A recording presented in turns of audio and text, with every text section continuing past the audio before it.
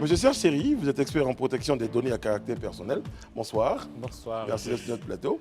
Alors, on va commencer par une vraie question. C'est quoi les données à caractère personnel? Alors, la loi définit les données à caractère personnel comme toute donnée qui permet d'identifier un individu. Donc, ça peut être une donnée banale comme votre nom. Ça peut être encore plus sophistiqué en recoupant certaines caractéristiques de vous, en disant celui qui anime le Grand Talk, par exemple. Ça vous identifie. Donc, le critère ici, c'est l'identifiabilité. Très bien. Tant que vous pouvez être identifié, la loi alors s'applique et on parle des données à caractère personnel. On va partir sur les cas pratiques ce soir. Allez-y, Sarah, je vous écoute. Oui, bonsoir, merci d'être avec nous. J'ai une question très simple. Qu'est-ce que prévoit la loi au cas où nos données personnelles sont détournées et utilisées sans notre consentement, comme des vidéos, ou des photos ou des notes vocales? C'est ça. La première chose, c'est déjà de saisir l'autorité de protection, puisque son rôle, c'est de garantir vos libertés et votre vie privée. Voilà. La chose qu'il faut retenir, c'est que la loi existe pour que chacun se sente vraiment protégé. Voilà. Donc, quand vous avez maille à partir avec quelqu'un qui viole vos données à caractère personnel, il faut saisir tout de suite l'autorité de protection qui est l'ARTCI. Monsieur Seri, il y a deux cas de figure. Il y a des cas de figure où nos caractères données personnels... Données à caractère personnel. Nos données à caractère personnel, c'est ça? Tu as dit caractère à données personnelles. On ne sait pas. C'est vrai que dans l'autre sens, ça ne marche pas. Sont piratés, j'ai envie de dire ça. Quelqu'un sans notre consentement. Et puis, il y a des fois où nous-mêmes, nous donnons nos données. Parce que quand vous allez dans un service et que le vigile vous dit, par exemple, monsieur, remplissez, laissez-moi votre carte d'identité. Vous avez votre identifiant, vous l'avez dit tout à l'heure, nom, prénom. Et ça, par exemple, on ne sait pas à quoi ça peut servir demain. C'est ça. C'est pour cela que la loi exige. Notre loi date de 2010 et toutes les entreprises devaient se mettre en conformité à partir 6 mois après que la loi soit promulguée. Donc, depuis 2014, avant qu'un vigile ne puisse prendre vos noms et vos prénoms, il faut qu'il y ait l'autorisation de la RTCI. Donc, malheureusement, beaucoup ne sont pas encore conformes et c'est pour cela qu'on assiste à ces abus. Comment on sait qu'ils sont conformes ou pas? La RTCI produit chaque fois sur son site l'ensemble des entreprises qui se mettent en conformité. Mais vu que ce n'est pas évident pour nous, par exemple, d'avoir accès à cette liste-là, est-ce qu'on n'aurait pas pu faire le système en inverse? C'est-à-dire que je vais dans une entreprise, est-ce que le vigile qui est là, ou bien les gens de l'entreprise peuvent me montrer par A plus B qu'ils font partie de la liste homologuée par la RTCI pour qu'ils puissent prendre mes données? Cassez pas votre tablette ici. Normalement, là, c'est parce que vous êtes informé que vous allez manifester votre droit d'opposition reconnu par la loi. C'est ça. Mais la plupart, ils font confiance à la société, à l'entreprise. Ils se disent que l'entreprise a certainement un nom. Et donc, tout ce qu'elle fait donc, est régulier. Moi, je vous promets que la prochaine fois que je vais dans une entreprise, si le vigile a l'outrecuidance de me demander sans qu'il me justifie ça, ben je... Maintenant, la question que moi j'aimerais vous poser, c'est qu'aujourd'hui, on a tous des téléphones, on est souvent là, on a souscrit à absolument rien. On voit même des salons qui sont, bien des forums qui se tiennent, on reçoit des SMS, pourtant je ne les connais ni d'Adam, ni d'Ève. Qu'est-ce qui se passe? C'est le cas pratique. Et je pense que tout le monde a été victime un peu de cela. Le mois dernier, j'étais allé faire un séminaire dans un hôtel à Yamoussoukro. Il n'y a pas longtemps, on m'envoie sur mon téléphone un message. On me dit, il y a la fête des mères, est-ce que vous allez revenir à Yamoussoukro? Voilà. Alors que là, on parle de détournement de finalité. Alors qu'on a saisi, on a pris mes données à caractère personnel parce qu'on a dit que la police exige que pour être dans un réceptif hôtelier, il faut qu'on puisse vous enregistrer sur une fiche. Et on détourne donc cette finalité pour après envoyer des messages. Et c'est le cas pour certaines personnes qui ont accès à vos données. Vous leur donnez cela pour avoir un service et après, ils prennent cela pour vous envoyer donc, ce qu'on appelle des offres commerciales non sollicitées. Donc, ça veut dire que finalement, on ne sait pas, lorsqu'on communique des informations, on ne sait pas comment celles-ci seront utilisées. Et est-ce que les autorités de régulation ont les moyens? Est-ce qu'il y a un protocole? Est-ce qu'il y a je sais pas, Démarche, peut-être. des démarches pour justement éviter qu'on reçoive des messages indésirables? Parce que moi, je ne vous cache pas que j'ai été dans un hôtel en France il y a 2 ans qui continue de m'envoyer des offres. Chaque fois qu'il y a une solde, il y a des soldes là-bas. Oui, si c'est en France, c'est que vous avez coché quelque part Oui. que vous voulez voulez recevoir. Il y a recevoir. toujours 2 petites coches. Il y C'est a ça. j'ai lu, approuvé Si, les si. conditions et puis Et en général, c'est tout j'accepte. petit. Mais ici, en général, les gens ne vous demandent pas de signer un formulaire de recueil de consentement et puis font un abus.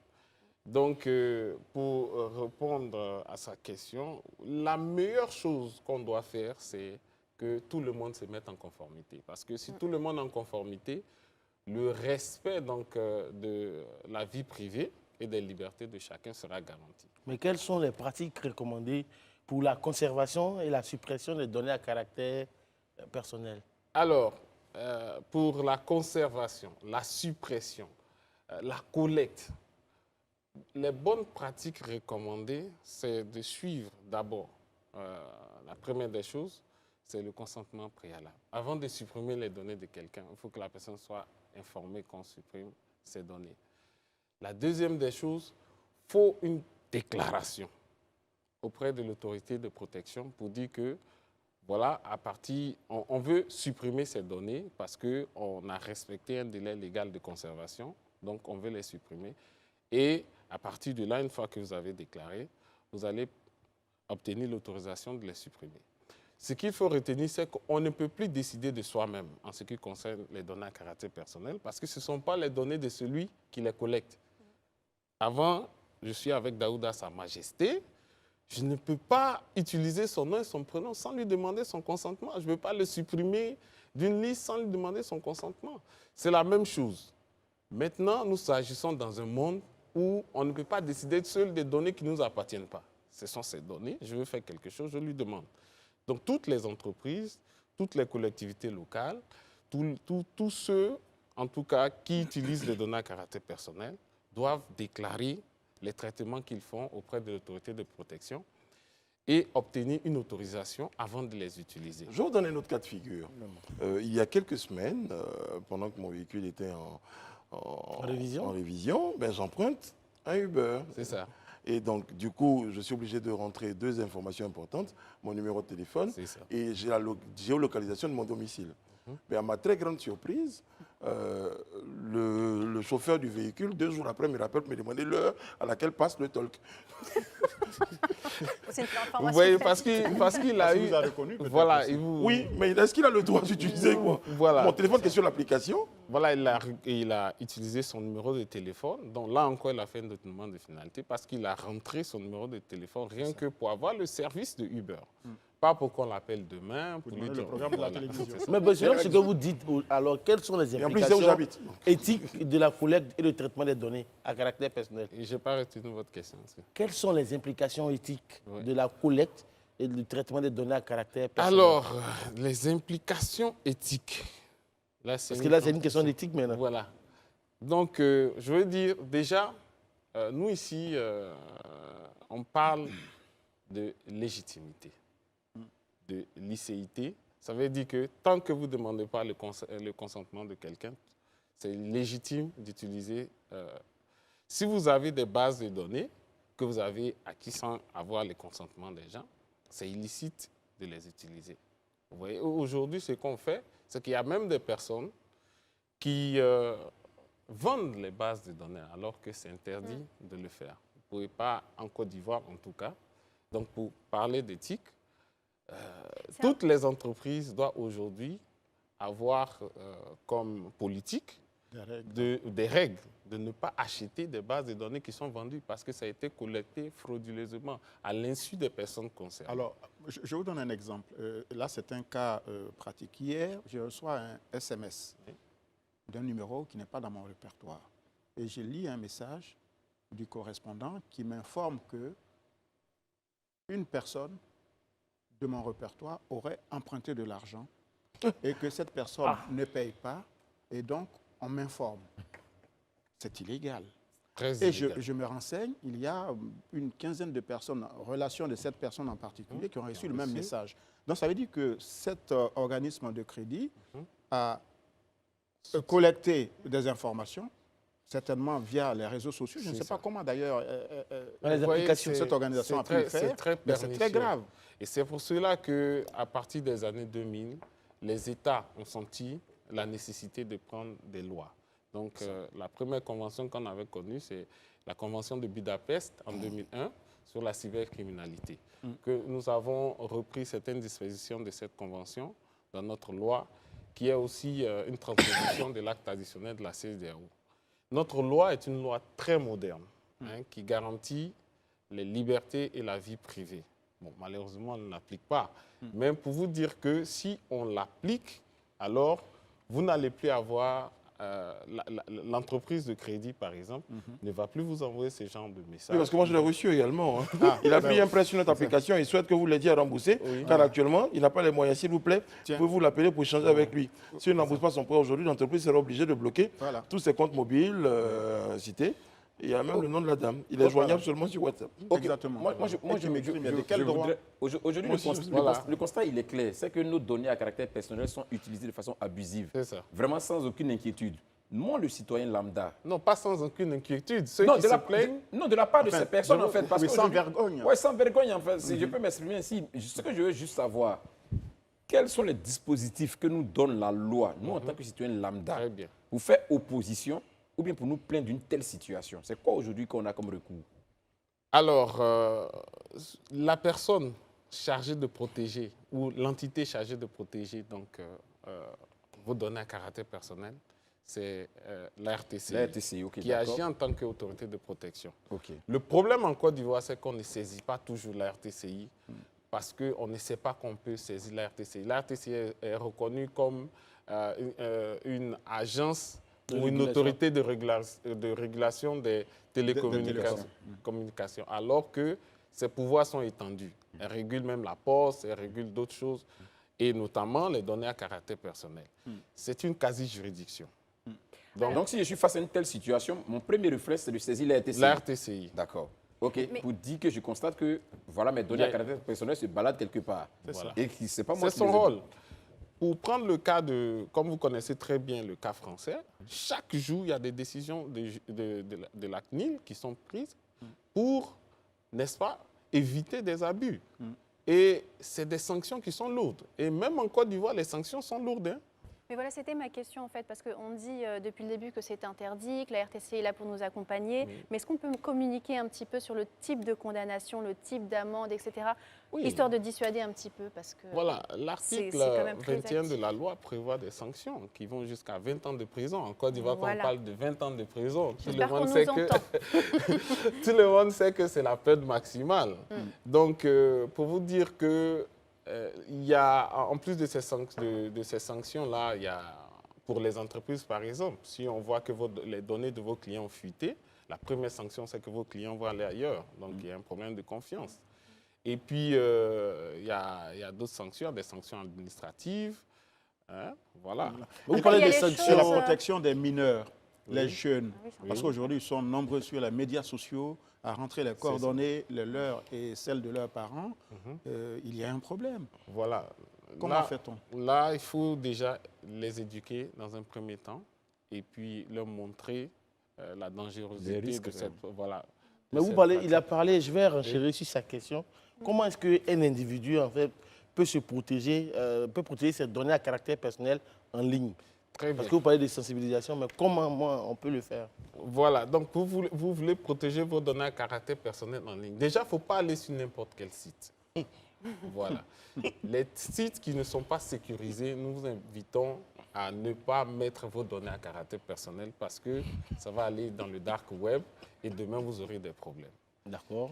La deuxième chose, c'est qu'il faut tenir compte de la proportionnalité. Nous sommes venus à une émission et c'est pareil en ligne. On ne peut pas me demander à cette émission le nombre de mes enfants. Je ne sais pas c'est pour faire quoi. Donc, quelqu'un qui me demande une telle information, c'est que demain, il peut l'utiliser à mauvais escient, pour me nuire. Le jour où j'ai dit non, que j'ai 2 enfants, il dit non, vous avez passé sur ce plateau, vous avez dit que vous avez 3 enfants. Donc, quand vous allez sur un site pour faire un achat où on vous demande vos données à caractère personnel, vérifiez que c'est strictement ce qu'il faut pour acheter.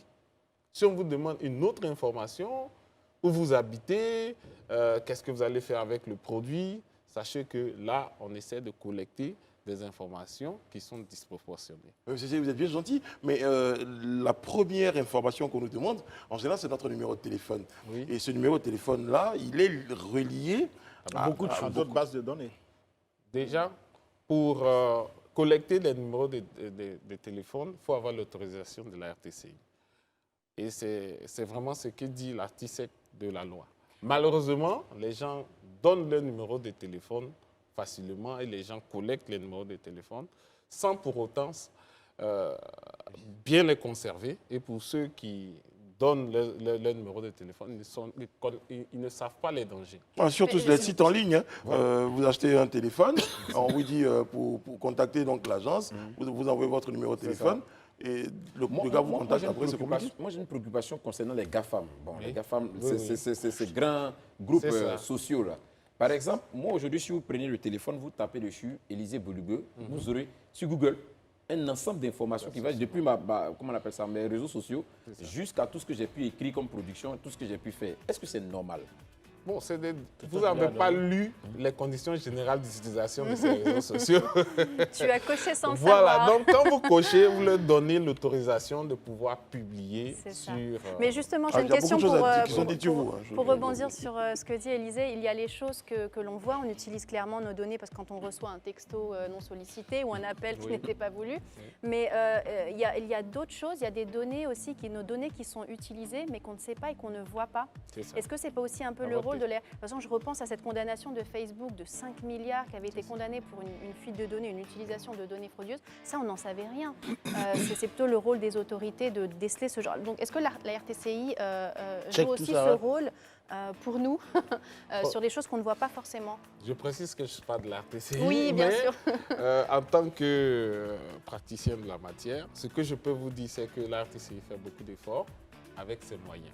Maintenant, moi, la oui. dernière question que je pose, c'est quelle est la différence entre des données à caractère personnel sensibles Oui. et puis non sensibles? Très Quelle bien. différence vous faites? Ça, c'est une très bonne question. Parce que les données à caractère personnel sensible, il y a interdiction de traitement. C'est ce qui donne lieu à des sanctions lourdes. C'est-à-dire l'interdit de traiter les données de filiation. Voilà, c'est pour cela que vous voyez derrière les nouvelles cartes d'identité, il n'y a plus le nom du père de la mère. Parce qu'on estimait qu'il y avait trop d'abus. Voilà. Les données relatives à la santé, voilà, on ne doit pas savoir qui est malade de quoi ici, ça n'intéresse personne. C'est pour cela que la bonne pratique quand quelqu'un a un biais médical, ce n'est plus de donner forcément à son supérieur hiérarchique, mais c'est de lui donner au médecin de l'entreprise. Parce que lui, il a prêté serment pour connaître des données de santé et de savoir bien les interpréter. C'est comme les causes d'un arrêt Et maladie puis, aussi. voilà. ce genre de choses. Et puis, Terminé, monsieur Seri. Terminé. voilà, les autres données sensibles, il y a les données raciales. Voilà, on ne doit jamais décrire quelqu'un en fonction de sa race, c'est interdit. Voilà, et les données de condamnation, quelqu'un qui a purgé sa peine. Vous demandez encore, dans certains domaines, les casiers judiciaires sont systématiques. On demande les casiers judiciaires de façon systématique. La loi l'interdit. Donc, il faut donc, désormais, pour respecter donc, ces choses, il faut se mettre en conformité. Il faut aller se renseigner. Oui. Il faut aller se renseigner. Et je pense que l'un des lieux où il faut se renseigner, c'est le Forum national pour la protection des données à caractère personnel, dont vous êtes également le commissaire général. Ce forum se tient rapidement quand? Oui, le 19 juin, donc à l'occasion des 10 ans de la loi sur la protection des données à caractère personnel, il y aura donc une grande plateforme événementielle pour pouvoir permettre de partager donc l'expérience de l'Europe qui est à la pointe de la protection des données à caractère personnel et montrer donc aux Ivoiriens que c'est possible de faire confiance à l'autorité de protection et d'avoir donc ces données à caractère personnel protégées. Encourager également les entreprises à se mettre en conformité pour respecter donc nos droits et libertés. Monsieur Serge Seri, merci beaucoup. Vous êtes expert en protection des données à caractère personnel. Vous avez bien voulu passer sur notre plateau, nous apporter des éléments d'éclairage. Merci Élisée, merci Alain.